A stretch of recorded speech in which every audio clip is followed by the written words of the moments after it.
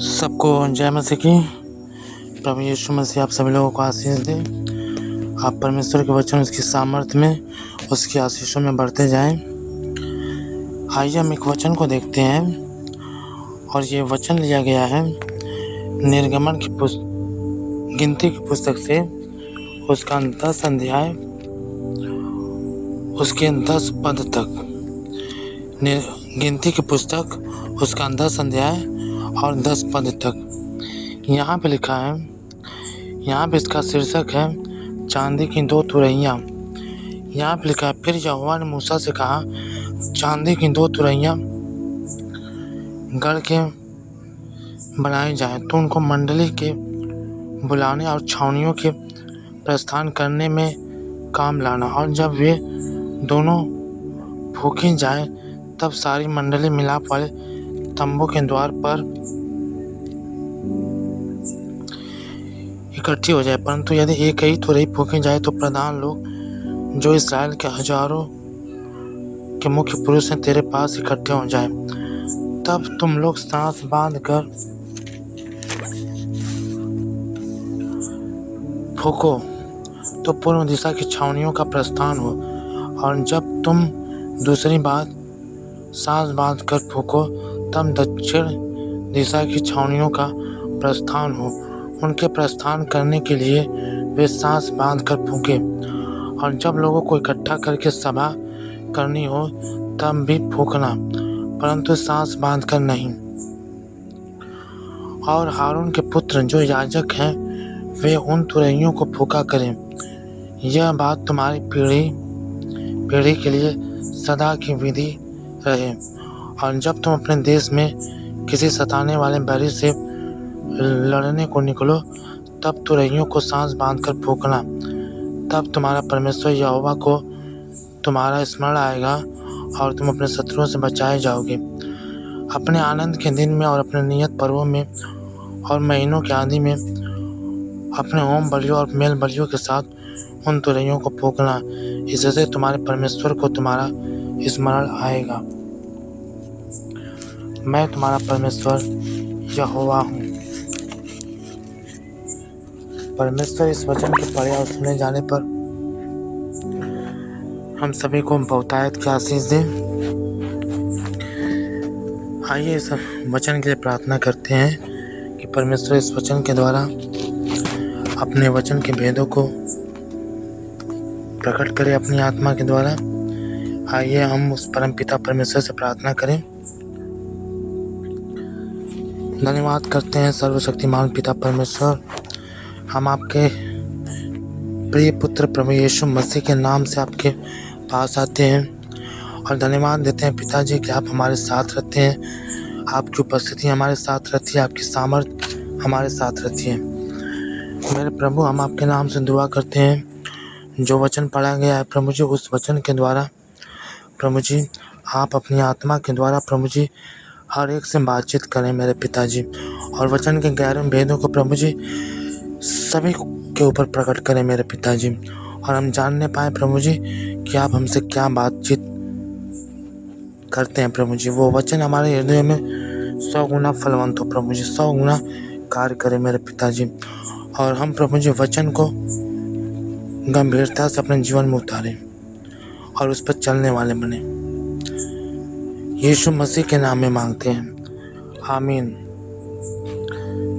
आइए हम इस वचन को देखते हैं। गिनती की पुस्तक उसका 10 अध्याय,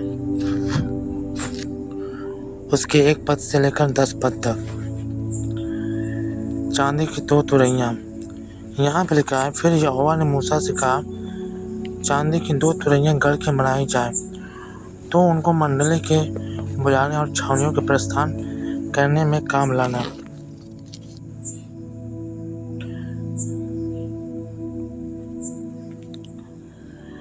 परमेश्वर जब इस्राएलियों को मिस्र देश से निकाल ले आया, और जब वो कनान देश की ओर जा रहे थे तो वो रास्ते में अपने खेमे लगाकर विश्राम करते थे, और वहाँ पर वो कई दिनों कई महीनों तक विश्राम करते थे।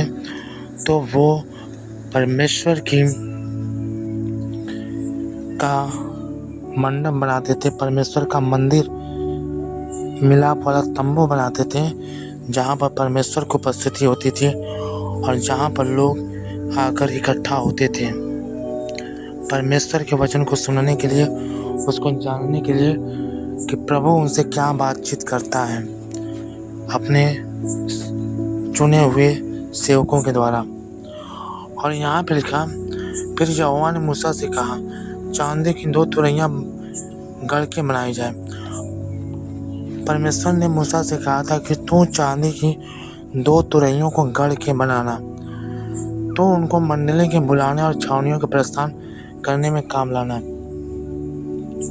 वो दोनों तुरैयां इसलिए थी कि मंडली को बुलाने के लिए थी, और जब आराधना समाप्त हो, जब सभा समाप्त हो, तो उस तुरैयों का प्रयोग मंडली को प्रस्थान करने के लिए भी किया जाता था।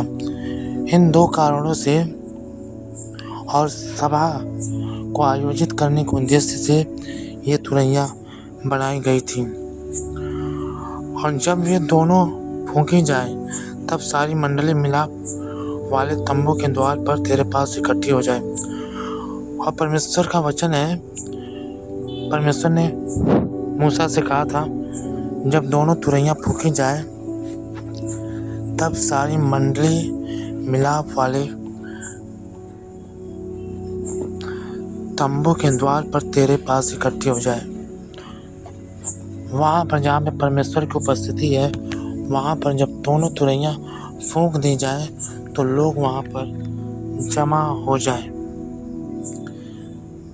ये आज्ञा थी मूसा को, जो परमेश्वर ने दिया था कि अगर मूसा उन दोनों तुरैयों को फूंकने के लिए का आदेश दे, तो सारे लोग, जो भी परमेश्वर के लोग हैं, जो भी परमेश्वर से प्यार करते हैं, जिनके भी अंदर प्रभु के प्रति भूख और प्यास है, वो मिलाप वाले तंबू के द्वार पर इकट्ठे हो जाए, परमेश्वर की सभा में इकट्ठे हो जाए।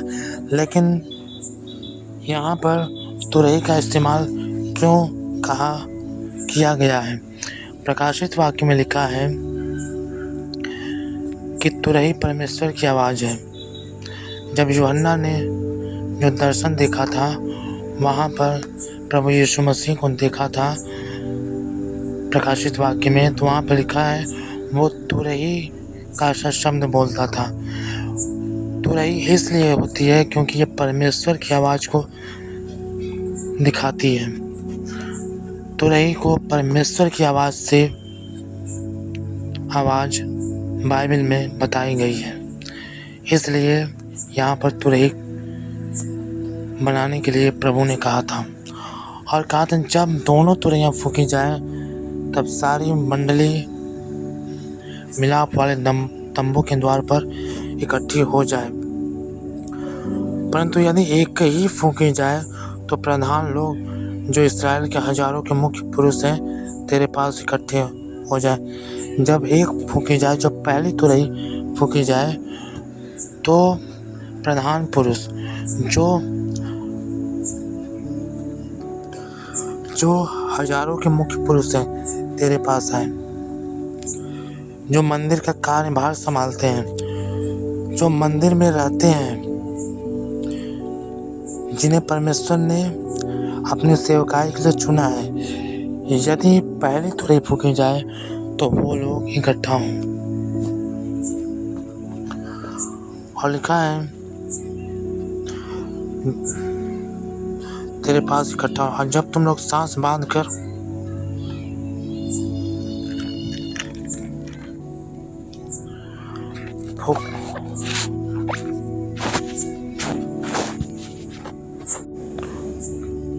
फूंको, तो पूर्व दिशा की छावनियों का प्रस्थान हो। और जब सांस बांध कर फूंको, तो पूर्व दिशा की छावनियों का प्रस्थान हो। और जब तुम दूसरी ही बार सांस बांध कर फूंको, तब दक्षिण दिशा की छावनियों का प्रस्थान हो। उनके प्रस्थान करने के लिए वे सांस बांध कर फूंके। और जब लोगों को इकट्ठा करके सभा करनी हो, तब भी फूकना, परंतु सांस बांधकर नहीं। परमेश्वर ने कहा था, जब एक तुरही फूकी जाए तो मुख्य पुरुष इकट्ठे हों, और जब दूसरी तुरही फूकी जाए तो सभी लोग जो मंडली में जो प्रभु से प्यार करते हैं वो लोग आकर इकट्ठे हों। लेकिन यहाँ पे लिखा सांस बांध कर फूकी जाए। ऐसा क्यों था? ऐसा इसलिए था कि वहाँ पर 20 से 25 लाख, जैसा कि बाइबल बताती है, वहाँ पर 20 लाख इजरायली थे जिनमें बच्चों की गिनती नहीं थी, यानी कि उससे भी ज़्यादा लोग थे। इसलिए उनको बुलाने के लिए सांस बांधकर फूकना जरूरी था, तेजी से फूकना जरूरी था, लंबे समय तक फूकना जरूरी था, ताकि आवाज़, तुरही की आवाज़ जो परमेश्वर की आवाज़ है, सब तक पहुँचे और सभी लोग समय से आ जाएं। सभी लोग समय से आ जाएं। ये एक समय था जब परमेश्वर बुलाता था उनको अपने पास। उस समय घड़ी नहीं थी। उस समय जब तुरही की आवाज़ फूंकी जाती थी तो लोग समझ जाते थे कि अब आराधना का समय हो गया, अब परमेश्वर के मंदिर में जाने का समय हो गया है।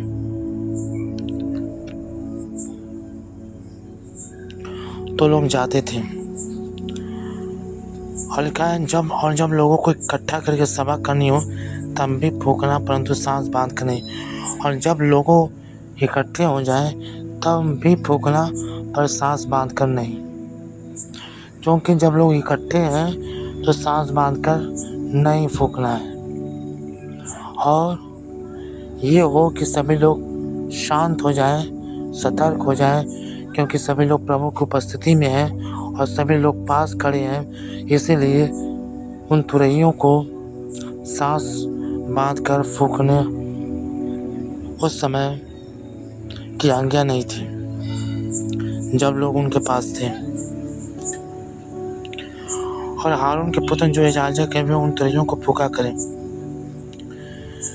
और हारून के पुत्र जो याजक हैं, जो परमेश्वर के मंदिर का कार्यभार करते थे, जो मंडप को बनाते थे, जो बलिदान लोग करते थे, वही उन तुरहियों को फूके। और लिखा है, यह बात तुम्हारी पीढ़ी के लिए सदा की विधि रहे, और जब तुम अपने देश में किसी सताने वाले बैरी से लड़ने को निकलो तब तुरहियों को सांस बांधकर फूकना, तब तुम्हारे परमेश्वर यहोवा को तुम्हारे स्मरण आएगा और तुम अपने शत्रुओं से बचाए जाओगे। और प्रभु ने इसको सदा की विधि ठहरा दिया। यहाँ पे लिखा है, यह बात तुम्हारी पीढ़ी के लिए सदा की विधि रहे, सदा की विधि रहे। तुरहियां क्यों जरूरी थी उस समय?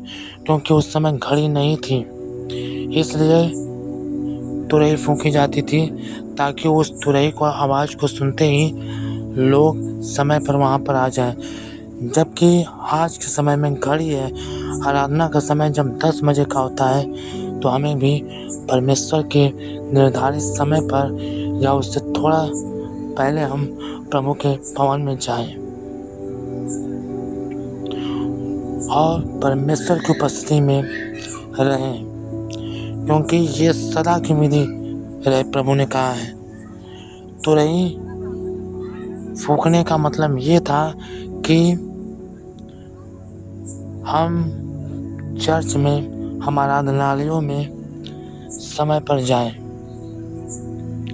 समय पर जाएं, वहाँ पर समय पर आराधना को अटेंड करें, वहाँ पर भागी हों, परमेश्वर की उपस्थिति में चलें, परमेश्वर के वचन को सुने।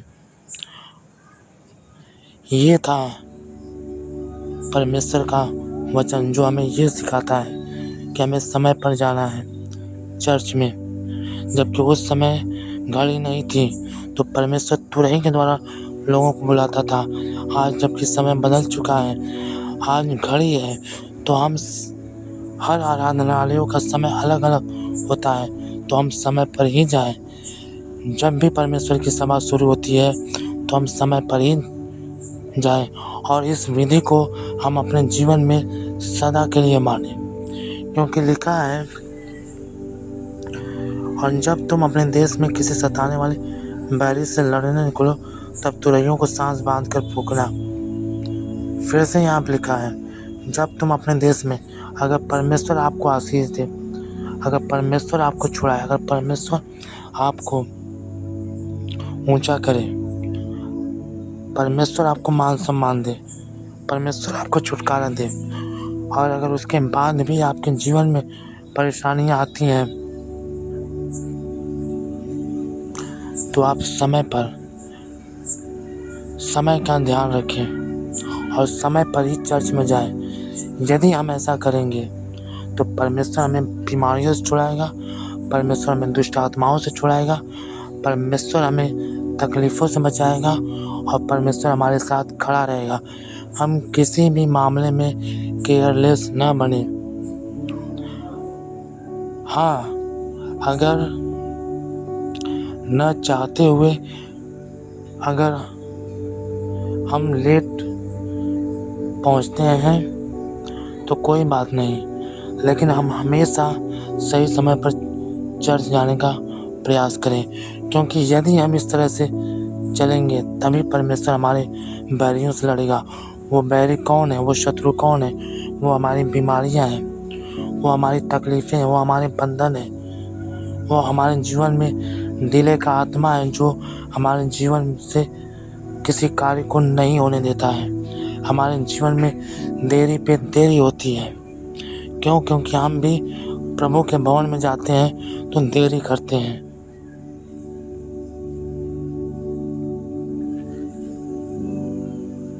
जो भी हमें सताते हैं, परमेश्वर उनके सामने भी हमारा मुकदमा लड़ेगा और हमें जीत दिलाएगा और हमारे मस्तक को ऊंचा करेगा, हमारे ओहदे को ऊंचा करेगा और हमें आशीष देगा, हमें उनके सामने फलवंत करेगा, बशर्ते हम परमेश्वर के इन वचनों का ध्यान रखें।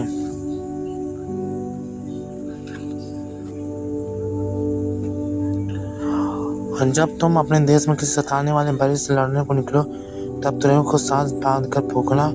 तब तुम्हारे परमेश्वर यहोवा को तुम्हारा स्मरण आएगा और तुम अपने शत्रुओं से बचाए जाओगे। हम दुष्ट आत्माओं से बचाए जाएंगे, हम तकलीफ़ों से बचाए जाएंगे।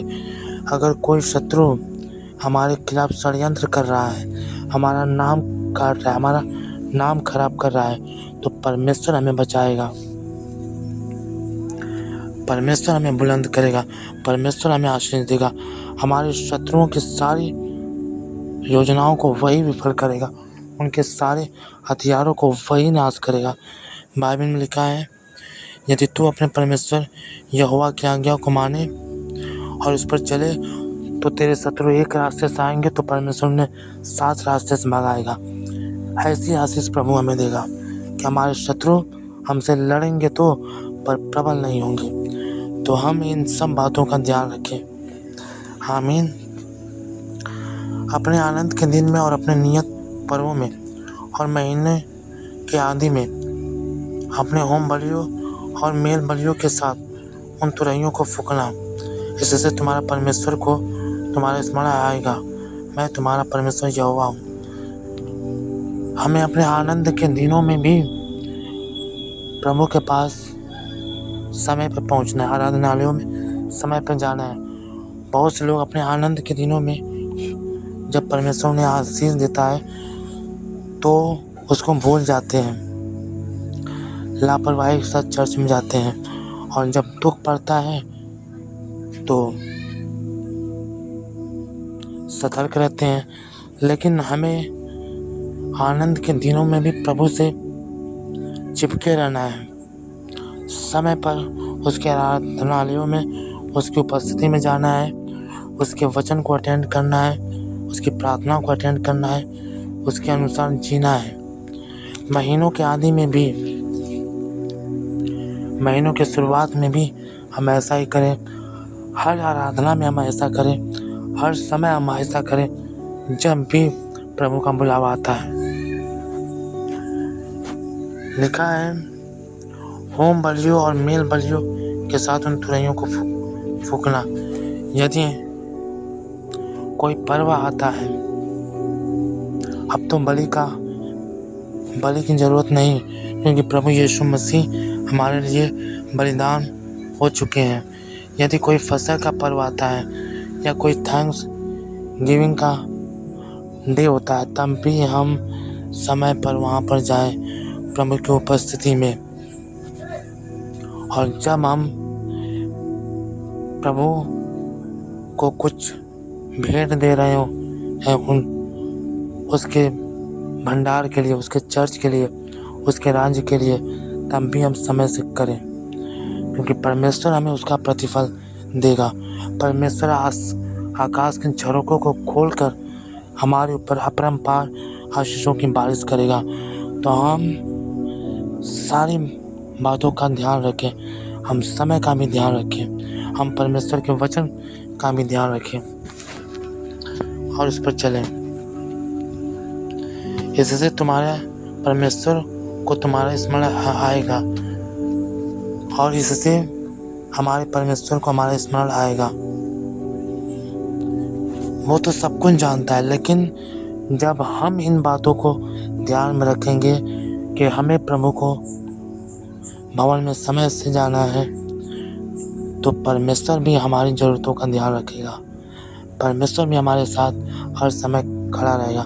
परमेश्वर भी हमारे हर एक काम में आशीष देगा और उसका हाथ हमें हर एक कार्यों में दिखेगा और हमें आशीष देगा। देखा, मैं तुम्हारा परमेश्वर यहोवा हूँ।